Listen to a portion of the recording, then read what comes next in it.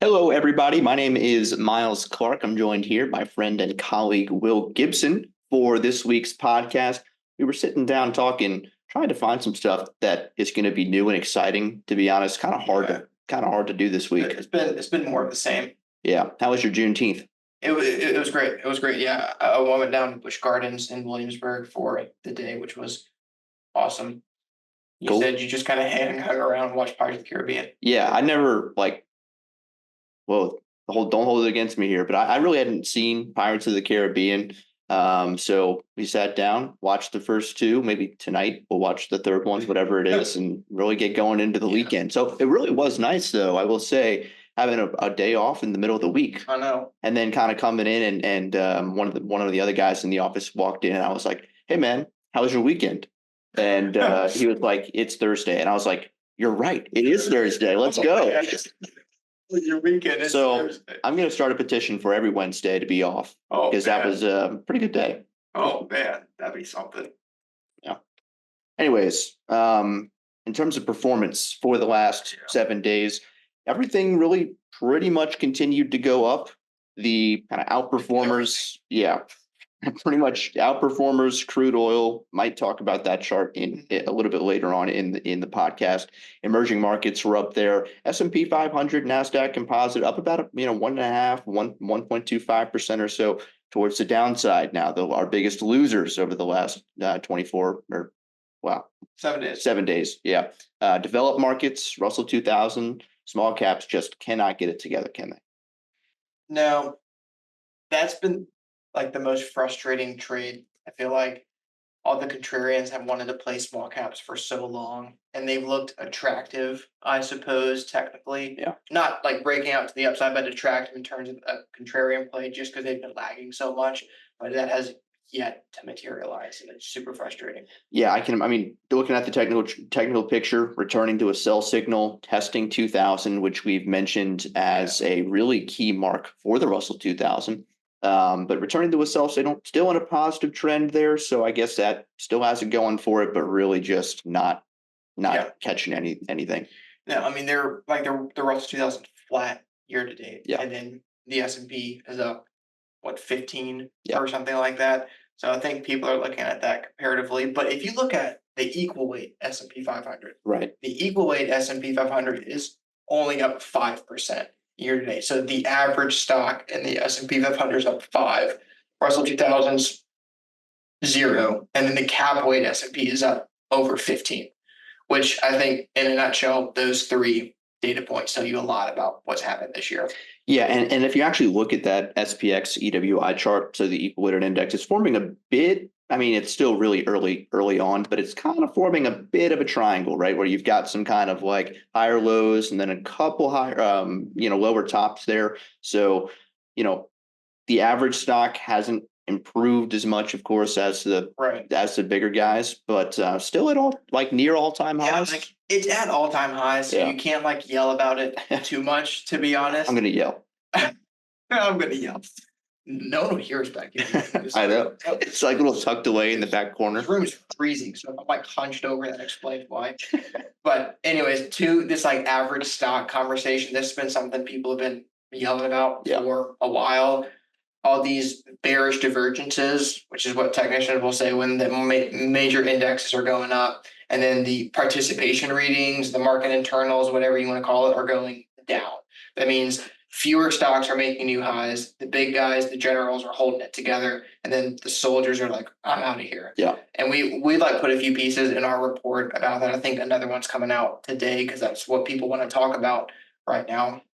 It's really hard to find a market top with things like that because more often than not, the market kind of kept going Right. forward. However, you did see some notable drawdowns, drawdowns in excess of the usual type of market drawdown. So I think if you want to get into the market, you may get a better opportunity here soon, especially for the like big cap, cap weighted indices. But as for exactly when, best guess at anyone.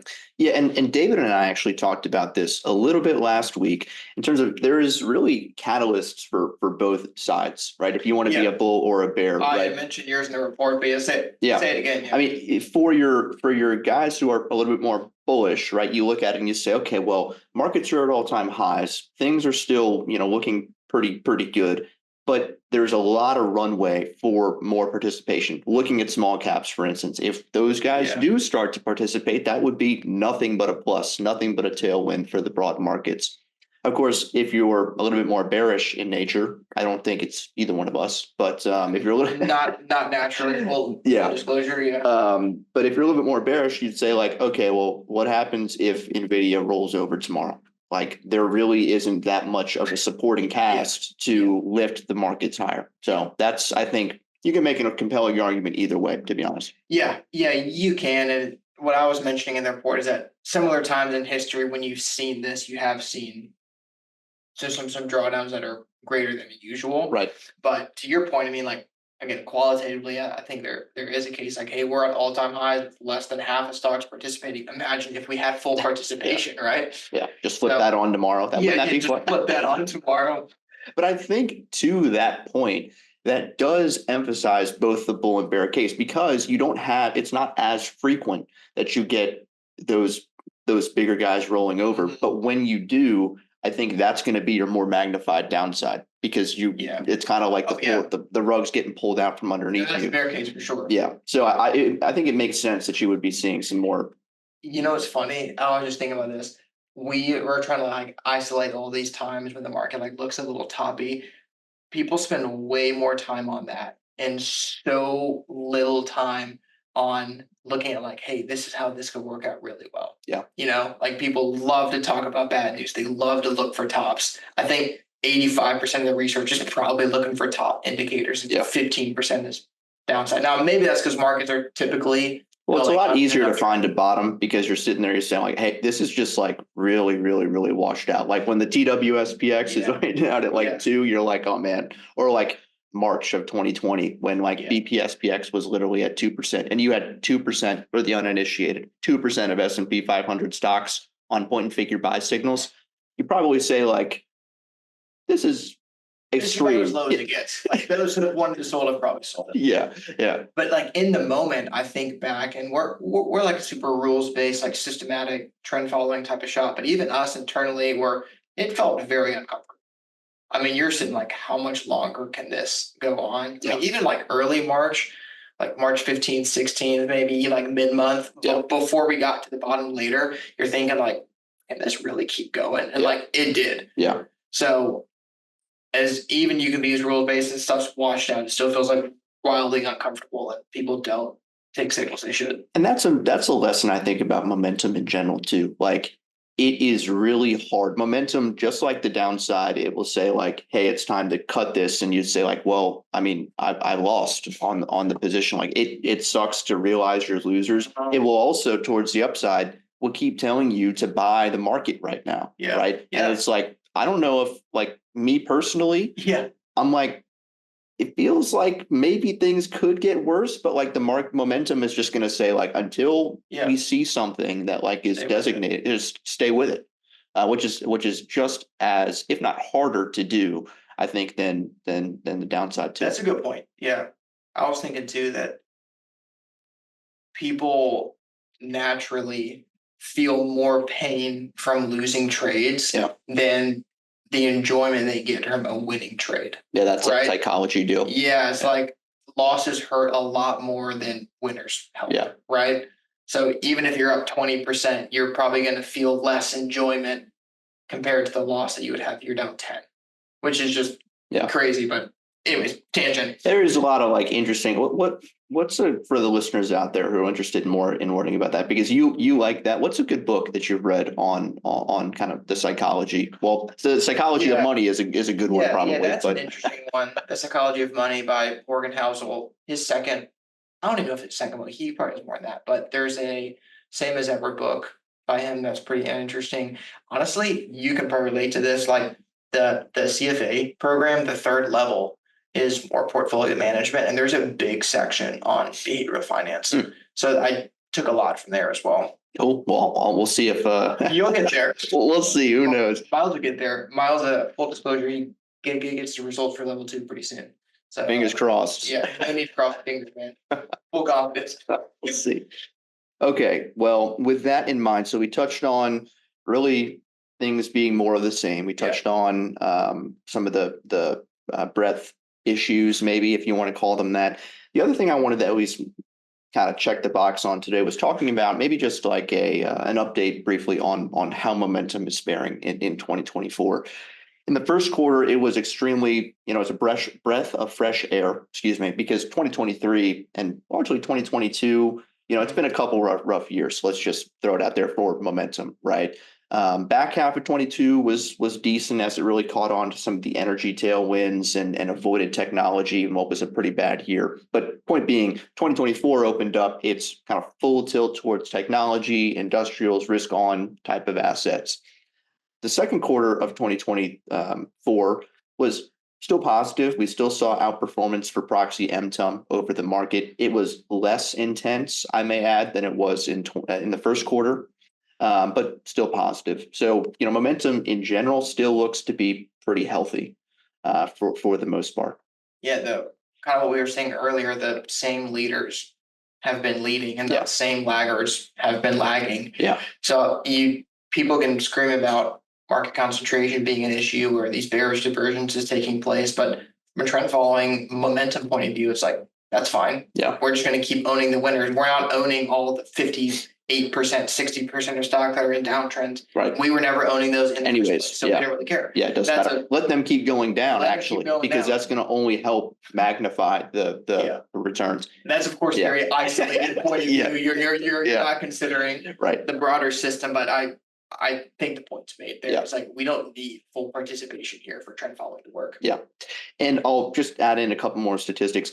Statistically, at least going back to 1993, the third quarter has been the worst, knock on wood, for trend following, for momentum and trend following in general. So the average third quarter performance for MTUM going back to 93 is about 1.17%.